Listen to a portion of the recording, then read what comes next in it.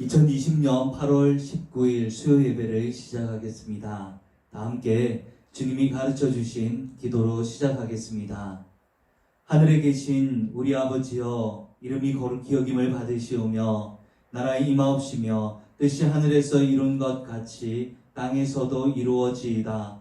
오늘날 우리에게 일용할 양식을 주옵시고 우리가 우리에게 죄 지은 자를 사하여 준 것 같이 우리 죄를 사하여 주옵시고 우리를 시험에 들게 하지 마옵시며 다만 악에서 구하옵소서. 대개 나라와 권세와 영광이 아버지께 영원히 있사옵나이다. 아멘. 다 함께 찬송가 494장 만세 반석 열리니 함께 찬송하겠습니다.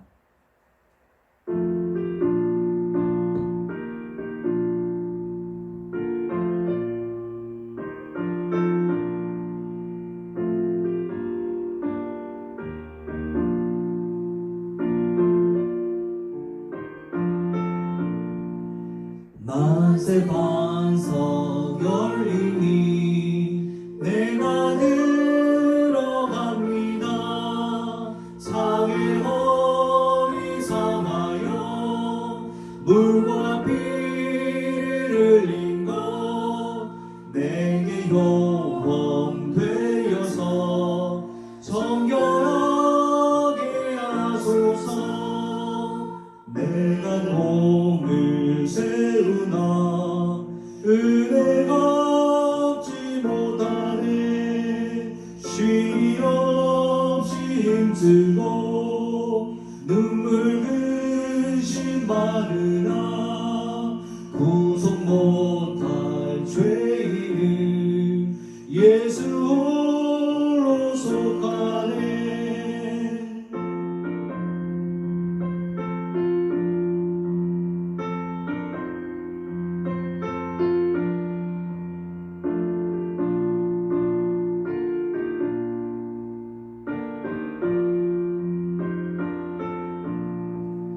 빈손 들고 앞에 가 십자가를 붙드네. 의가 없는 자라도 도와주심 바라고 생명샘에 나가니 나를 씻어주소서. 살아생전 숨쉬고 죽어 세상 떠나서 거룩하신 주 앞에 그날 심판 당할 때 만세 반석 열리니 내가 들어갑니다.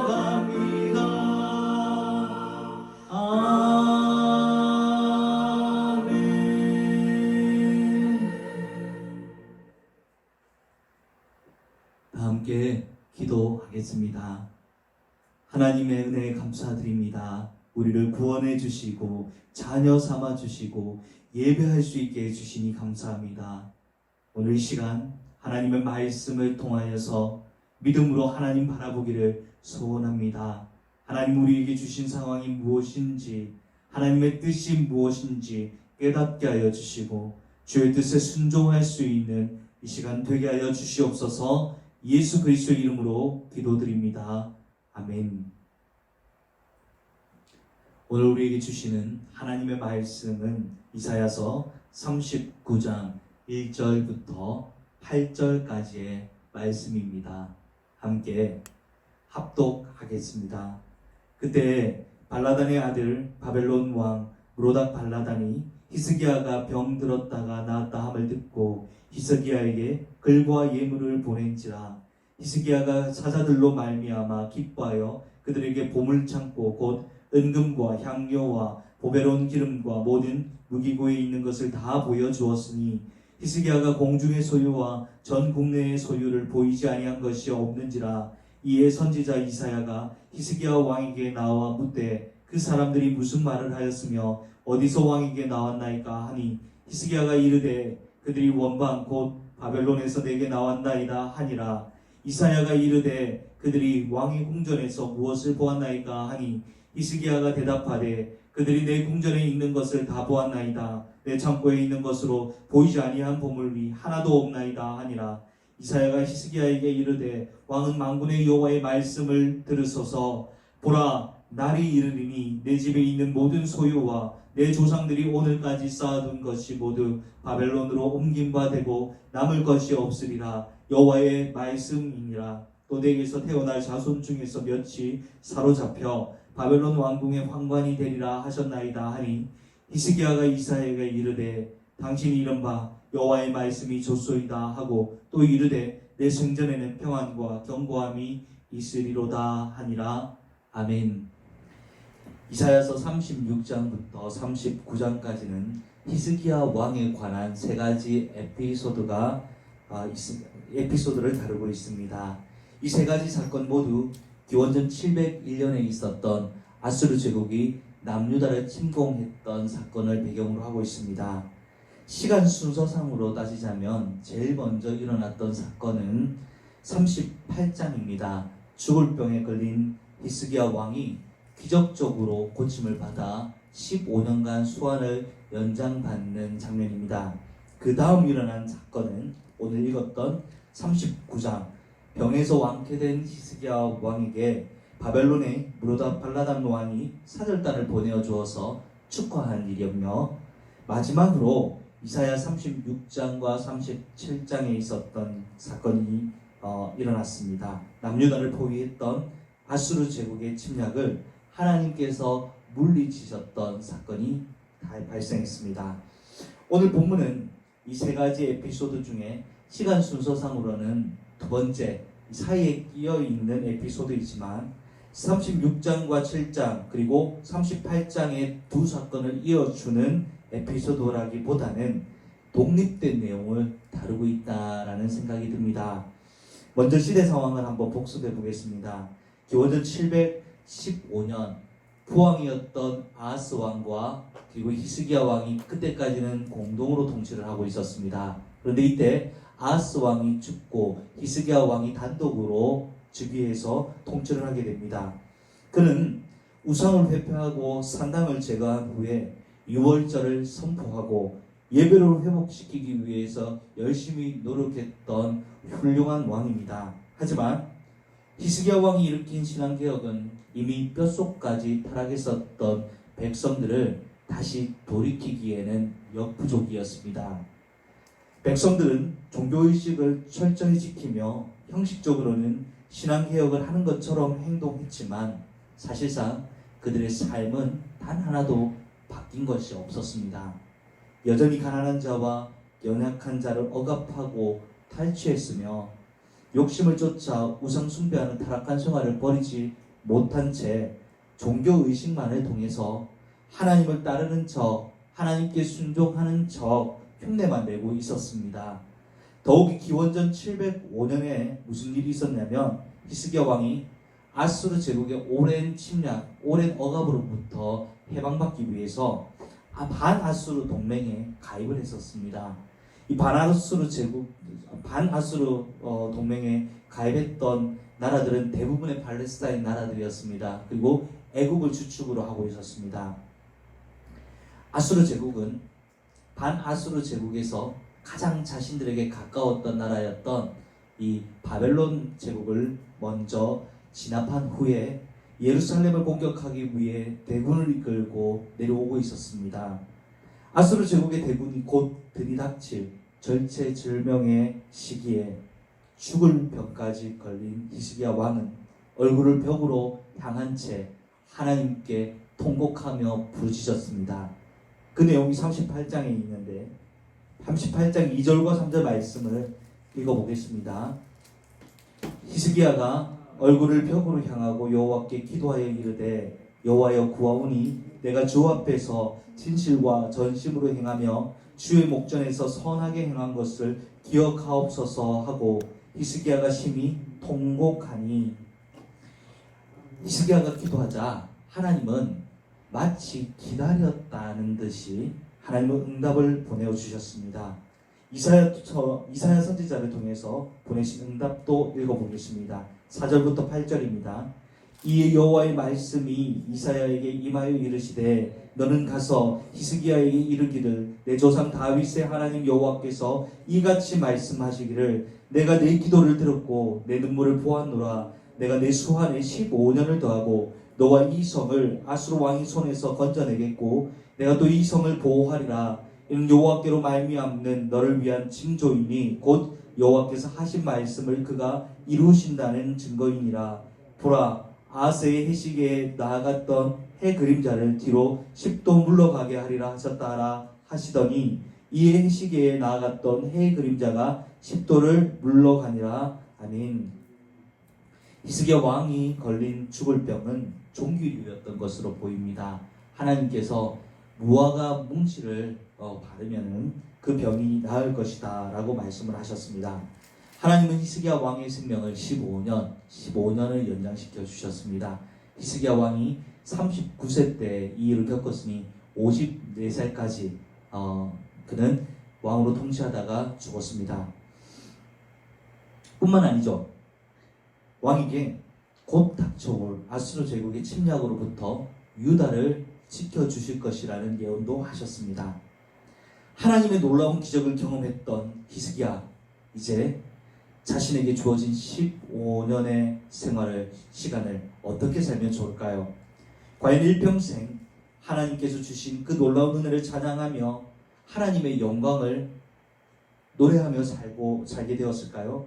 아니면 그는 다른 마음을 가졌을까요? 오늘 본문은 하나님의 놀라운 기적을 경험한 후 히스기야 왕의 마음이 어떤 상태였는지를 확인시켜주고 있습니다. 이사야 39장 1, 2절 말씀을 같이 읽어보겠습니다. 그때 발라단의 아들 바벨론 왕 무로닥 발라단이 히스기야가 병들었다가 나았다 함을 듣고 히스기야에게 글과 예물을 보낸지라.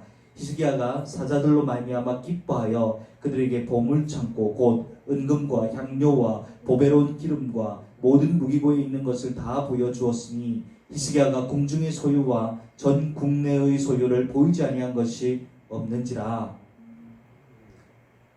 바벨론의 무로닥 발라단 왕은 당시 고대 근동의 패권을 차지하고 있었던 아수르 제국에 대항했던 굉장히 용맹스러웠던 바벨론 제국의 영웅입니다.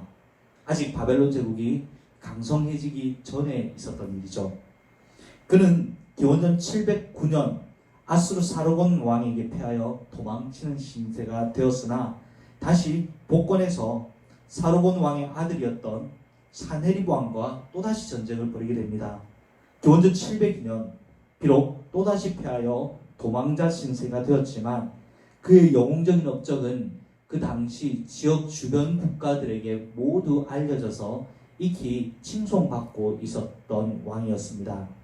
그런 무로닥 발라단 왕이 히스기야 왕에게 사절단을 보내서 축하 메시지와 함께 예물까지 보낸 것입니다. 바벨론의 영웅으로부터 존귀한 대우를 받았다고 생각한 히스기야 왕의 마음은 한껏 높아졌던 것 같습니다. 히스기야 왕은 하나님의 은혜로 말미암아 불쌍히 여김을 받아서 고침을 받은 사람이죠. 하지만 바벨론의 영웅 무로닥 발라단의 사절단이 자신을 찾아오자 자신이 무슨 대단한 사람이 된 것만 같아서 기분이 좋아졌던 것 같습니다.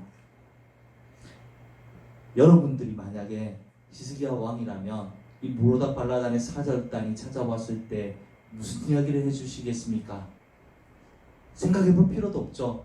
당연히 하나님께서 나를 어떻게 고쳐주셨는가, 이스라엘 하나님이 어떤 분이셨는가를 자랑할 수 있는 절호의 찬스입니다. 더군다나 이 바벨론은 나중에 훗날에 어떤 일들을 저지릅니까? 남유다를 침공할 대적이 되는 거죠. 그런데 히스기야 왕은 그런 바벨론에게 하나님의 능력을 자랑하는 대신에 궁중의 보물창고와 무기고를 전부 다 보여주는 어리석은 행동을 합니다. 왕은 도대체 무슨 마음으로 그들에게 무기고와 보물창고를 다 보여주었을까요? 아마도 무로닥 발라단은 사절단을 보내어서 유다와 바벨론과의 관계를 돈독히 하여서 반아수르 동맹을 더 철저히 견고히 하자, 그런 취지의 이야기를 했을 것입니다. 이 말을 들었던 히스기야 왕은 우리 남유다도 바벨론과 같이 강한 나라와 동맹을 맺을 만한 막강한 국력이 있다는 것을 그들에게 보여주고 싶었을 것입니다. 그래서 보물창고와 무기로 활짝 열어서 당신들과 같이 동맹하기에 부족함이 없는 나라라는 것을 이야기해 주었던 것으로 보입니다. 여러분, 우리는 지금 무엇을 자랑하며 삽니까? 여러분 중에 큰 집 비싼 자가용 통장에 잔고 자랑하며 사시는 분은 당연히 없을 줄로 압니다. 그런데 의외로 크리스찬 중에 자신이 가진 소유를 자랑하는 사람들도 꽤 많습니다.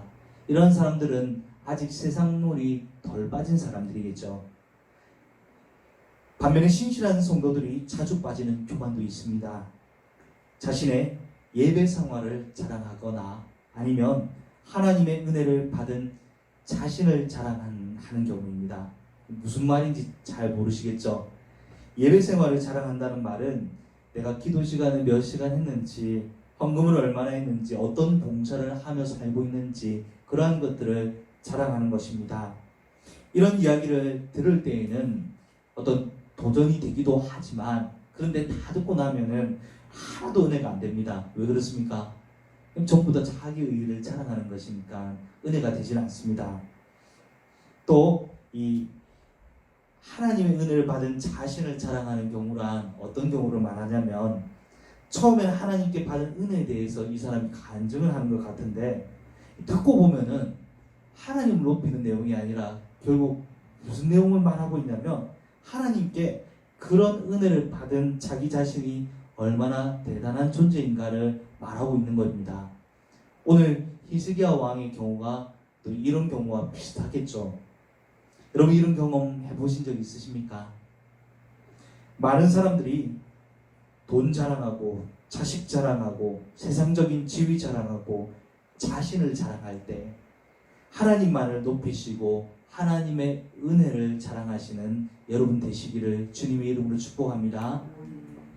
이사야는 히스기야 왕의 행동에 대해서 다른 말로 왈가왈부하지 않고 하나님의 말씀만 선포해 줍니다. 39장 5절부터 7절 말씀 읽어보겠습니다. 이사야가 히스기야에게 이르되 왕은 만군의 여호와의 말씀을 들으소서. 보라, 날이 이르리니 내 집에 있는 모든 소유와 내 조상들이 오늘까지 쌓아둔 것이 모두 바벨론으로 옮김받고 남을 것이 없으리라. 여호와의 말씀이니라. 또 내게서 태어날 자손 중에서 몇이 사로잡혀 바벨론 왕궁의 환관이 되리라 하셨나이다 하니,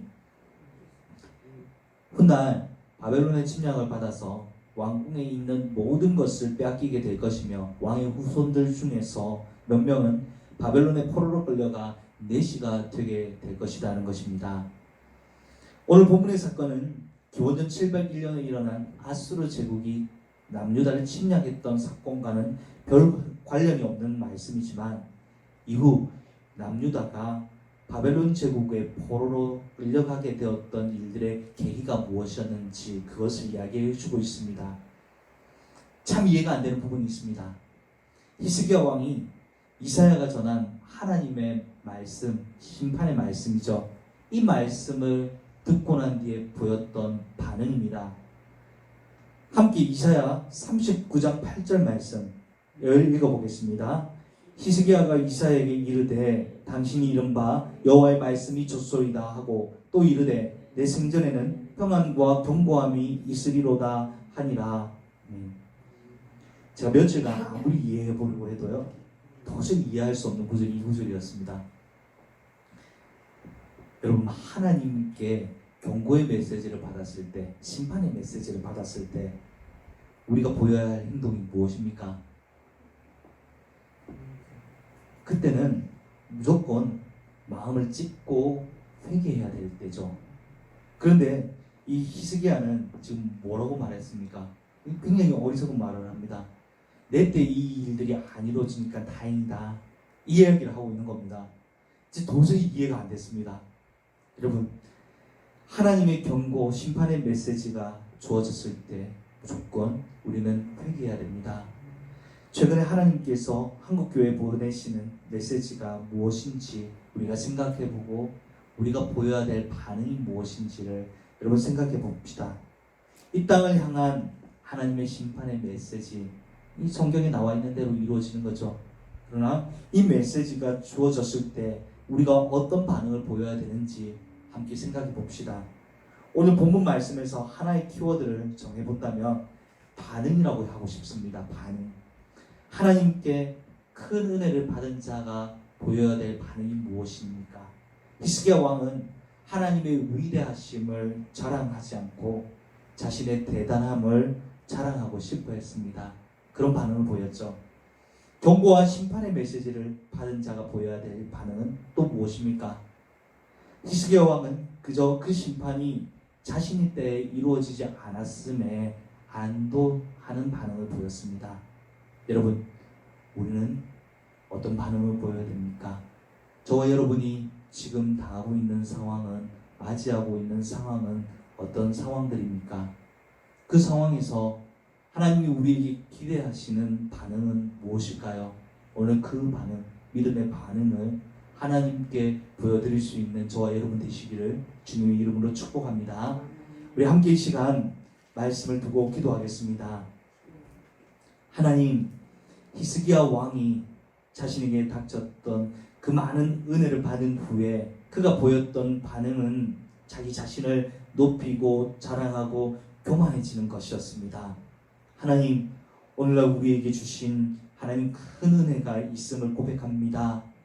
그 은혜를 받은 우리 모두의 반응이 히스기야와 같지 않고 하나님 앞에 겸손하며 날마다 우리에게 주신 그 은혜를 찬양하며 우리에게 주신 제2의 인생을 하나님 높이는 데 사용하는 저희 모두가 될 수 있게 하여 주시옵소서. 하나님, 한국 땅에, 한국 교회에 오늘날 우리에게 주어주신 하나님 또 심판과 경고의 메시지에 겸허히 엎드리며 마음을 찢는 회개를 하는 저와 또한 우리 모두가 될 수 있게 하시고 우리 한국 교회가 될 수 있도록 역사해 주시옵소서. 예수 그리스도 이름으로 기도드립니다.